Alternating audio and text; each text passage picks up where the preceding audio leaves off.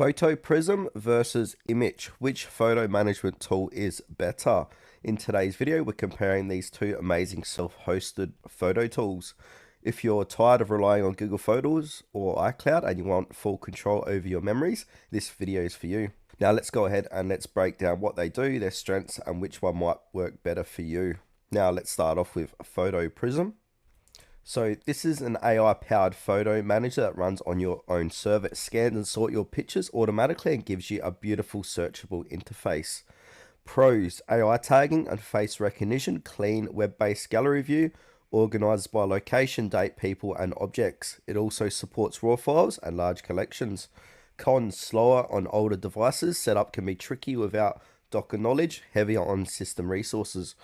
This is best for photographers or anyone with large photo collections who want advanced sorting features.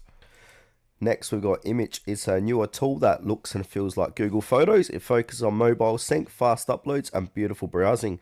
Great for families or regular users. Pros: fast mobile auto backups, face and object recognition, modern app-like interface, lightweight and quick performance. Cons: still under active development, fewer advanced filters than PhotoPrism, occasional bugs depending on your device.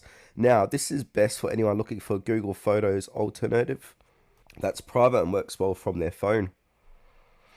Alright, so go with PhotoPrism if you want powerful sorting, AI tagging, and a rich desktop experience, or go with Immich if you want a fast mobile first experience that feels like personal Google Photos replacement. They're both great, and the best part, they're free and open source, so you can try both.